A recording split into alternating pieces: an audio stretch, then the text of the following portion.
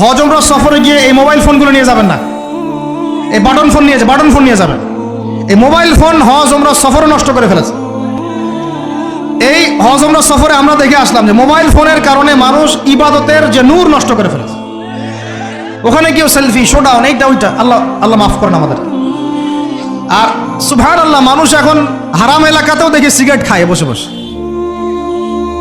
হ্যাঁ, হারামের বাইরে, মসজিদ নববীর বাইরে আমি তো দেখেছি এক মহিলাকেও সিগারেট খাইতে।